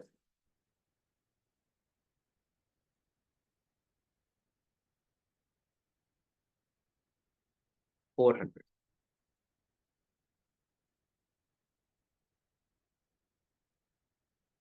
So this is the amount that will fit in front of receivables.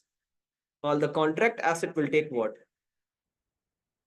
The amount that has not yet been billed. That's going to be 8250 minus 8125. That's 120.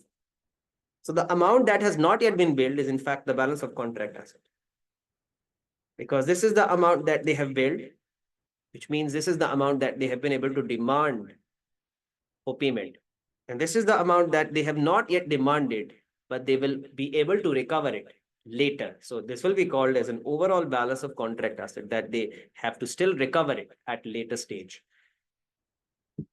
So this was a little talk that this revision course could bring into from this area of the course. And in order to again revise that in a much better way, you have to refer it back to the recording of this from the regular course, so that you can also come to look into some other possibilities that this question might have not covered, that the regular course explanation lecture would definitely have covered. Pretty much we could have ended this by, and we have. So with almost 2 hours into the session of today, the time has come up that we go and take a break for 15 minutes. And once the session will resume, we will continue with this revision by taking some more reporting standards into our way. So stay tuned in. I will see you in about 15 minutes. Resume the revision course.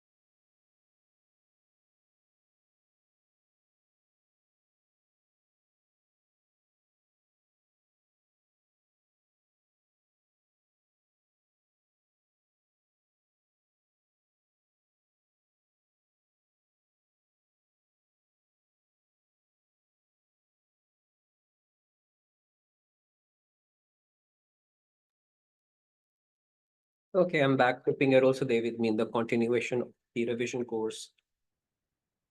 We are going to touch one area, a question on earning per share. The question is named Barsted. This question will cover the earning per share to its maximum extent, or I would say all of its extent. This was the topic we have done in the courses in the month of October. In fact, I have uploaded the recordings of this standard. This standard revolves around taking the care of the one ratio, which in fact is a measure of performance. So how the way that the performance is measured by working this ratio, earnings per share, the basic earning per share, diluted earning per share, all in that one question that I have chosen to work in a revision course will cover it. So let's be on the page number 42. We'll be spending the next 30 minutes on it.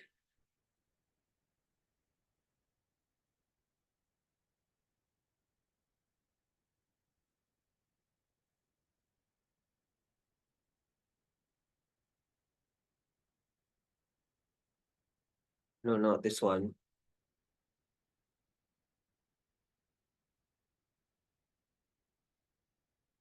Yeah, this one. This question will take basic earning per share for the company named Barsted, the diluted earning per share for the company named Cabot, and the basic earning per share for Dunstan. There are three of those businesses involved, so I can also separate them by this way and also in different colors.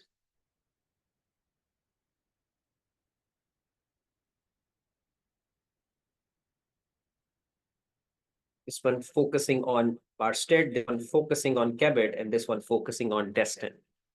So we'll focus on the very first one, which in fact is the requirement of question number 301. Let me open the whiteboard explanation of this file also. Yeah, there you go. The question is named 301.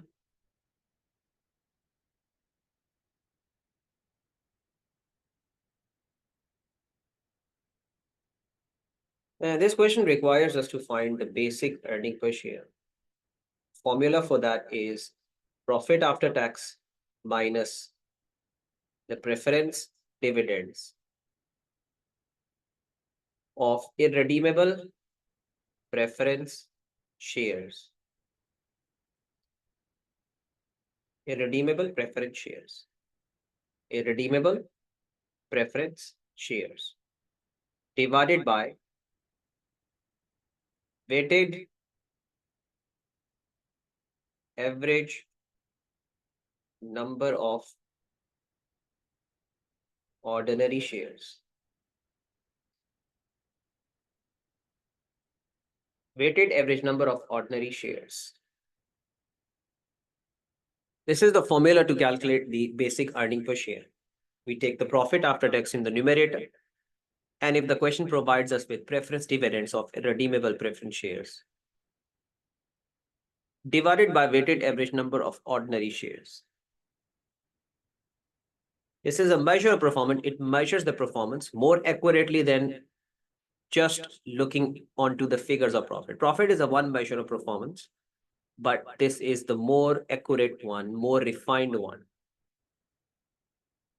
Profit after tax for the Barsted for the year ending is given as 15 million. So they've provided us with the profit before tax, profit after tax. And the year that we are involved in ends on 30th of September 2007, which means it must be starting on, if it ends on 30th of September 2017, it must be starting on 1st of October 2016, is it? Yeah. They've provided us in the numerator the profit after tax, while the dividends are not given as of yet. And then they're starting to provide us with the quantity of shares. They say that the company had in issuance 36 million shares. Fine. On 1st of Jan 2007, the Barsted made a fully subscribed right issue, one new share for every 4 shares held at a price of $2.8. The market price of equity shares of the Barsted immediately before the issue was $3.8. This price is called as pre-right issue price. This is the price at which the shares were trading at before the right issue. $3.8, as the name suggests, before the issue. So it's called as pre-right issue share price. So how are we going to make a use of all of those figures? Main thing in the question of earning per share is to work onto a denominator. Profit after tax figure, usually the question provides us with. And this is not given. Most of the questions will not provide us with this figure. The profit after tax is going to be the figure to write into a numerator only. So when the year started on 1st of October 16, how many shares did they have in issuance? How many shares did they have in issuance? How many shares they have in issuance?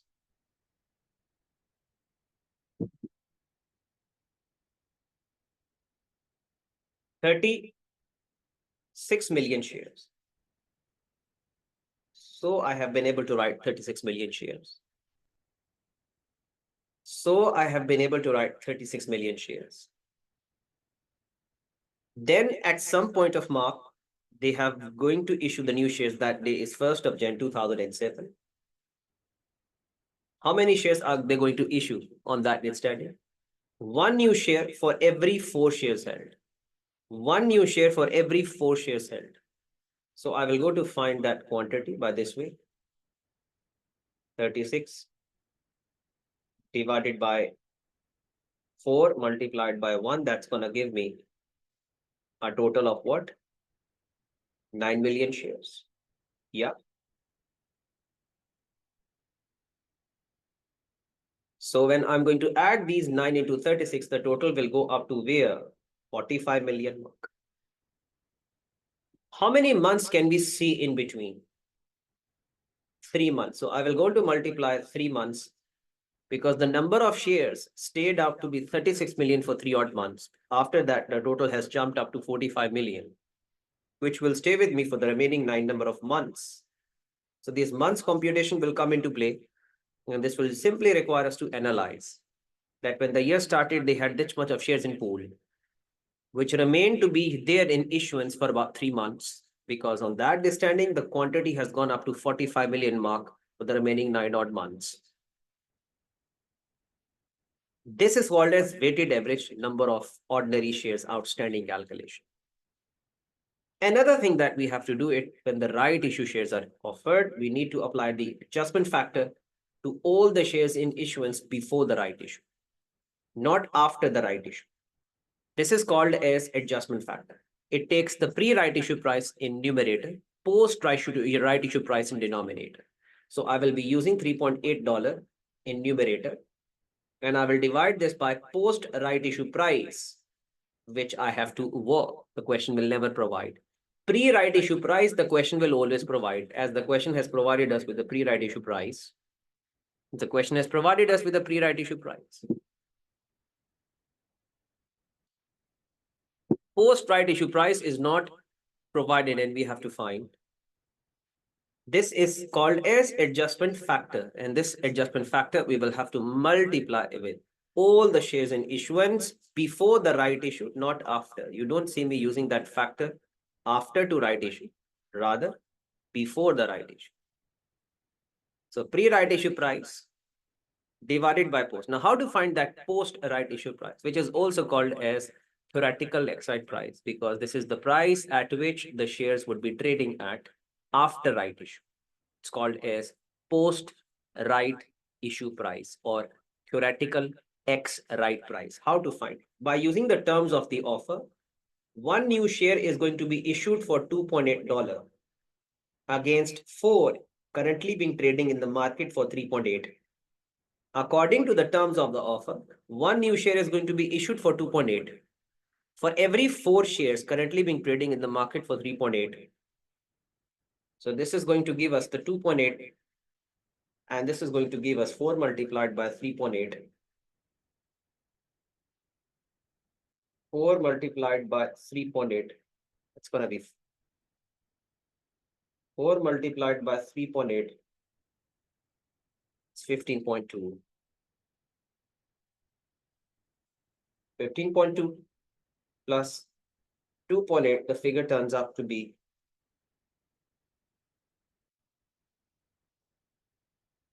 18. Divide this by 5, and we will be able to get that answer. 18 divided by 5, the figure turns out to be 3.6. So this is called as post-right issue price. Theoretical expiry price. This is the price at which the shares would be trading at after right issue. This factor of adjustment will be multiplied to all the shares in issuance before the right issue, not after. So this example has made you revised with the basic earning per share calculation when the right issue shares are involved, multiplied by 3.8 divided by 3.6, 36 million multiplied by 3 divided by 12, 3.8 divided by 3.6. This is 9500,000. And this is going to be 45 million multiplied by 9 divided by 12. It's 33750 triple zero. 9500 triple zero. This is 43250 triple zero. So this is that quantity which I'm going to use it into denominator 43250 triple zero. And based on to that, whatever the answer that I will go to get will be the answer of this question. This is 43.25. It's going to be 35 pence.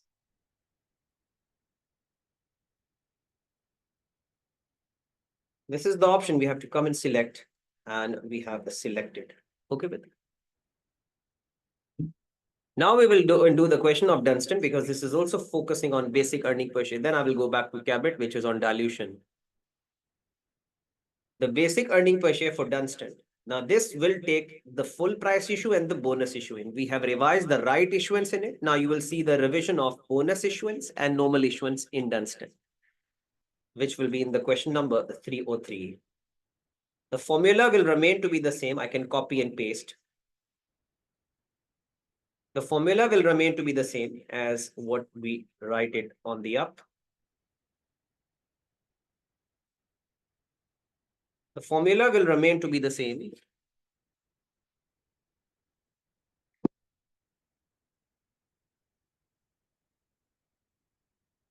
The profit after tax for the Dunstan for the year ending is 12 million. They provided us with the profit after tax, 12 million. I have been able to write.